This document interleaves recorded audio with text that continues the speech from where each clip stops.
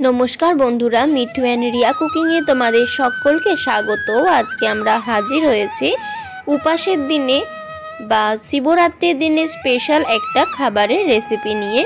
चलो ताहले देखे नेওয়া যাক আজকে আমাদের রেসিপি সাবু মাখা।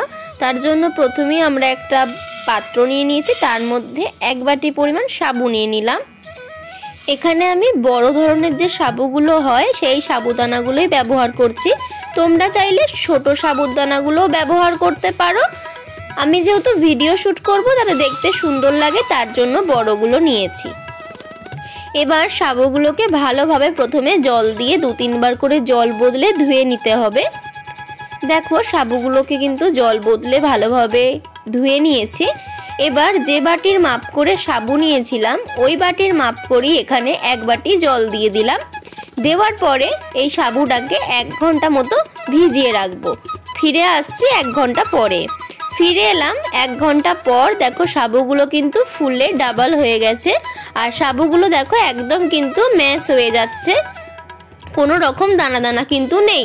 এই রকম ভাবেই কিন্তু সাবুটাকে ভালোভাবে ভিজিয়ে নিতে হবে। 1 ঘন্টা মতো লাগবে আর মাঝে মাঝে কিন্তু চামচ দিয়ে অবশ্যই নাড়াচাড়া করে দেবে, তাহলে কিন্তু সমস্ত সাবুটাই ভালোভাবে ভিজে যাবে। সাবু মাখার জন্য এখানে বেশ কিছু ফলের কুচি নিয়েছি, যার মধ্যে রয়েছে পেঁপে কুচি, কলা কুচি, তারপর নিয়েছি খেজুর কুচি, আপেল কুচি,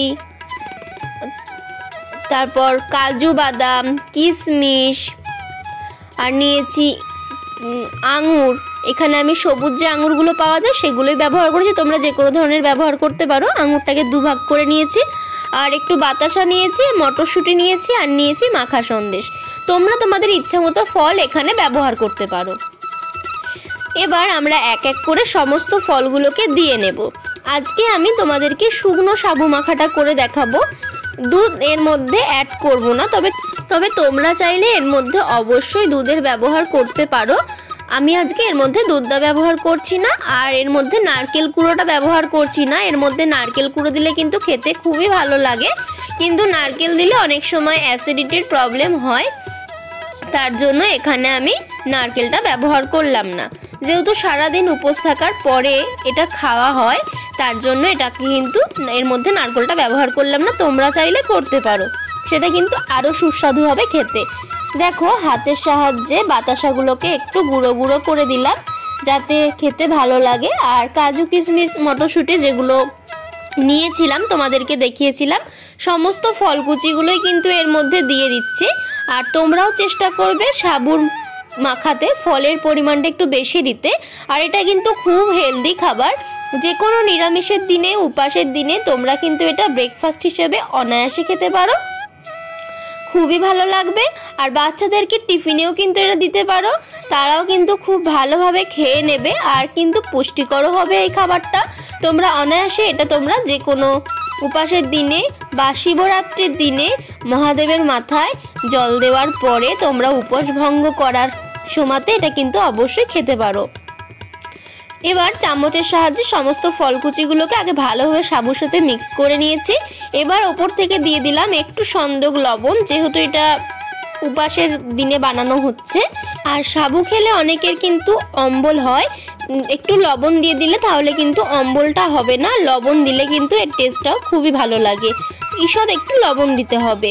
সমস্ত সাবুটা ভালোভাবে মাখানো হয়ে গেছে লবণ দিয়ে আর ফল কুচি দিয়ে। এবার ওপর থেকে দিয়ে দিচ্ছি মাখা সন্দেশটা। আর তোমরা যদি দুধের ব্যবহার করো তাহলে কিন্তু অবশ্যই কাঁচা দুধ দেবে। আর কাঁচা দুধে কারোর যদি অসুবিধা থাকে তাহলে তোমরা দুধটাকে একটু গরম করে দিতে পারো, কিন্তু এই মাখাটাতে কাঁচা দুধটাই দিতে হয়।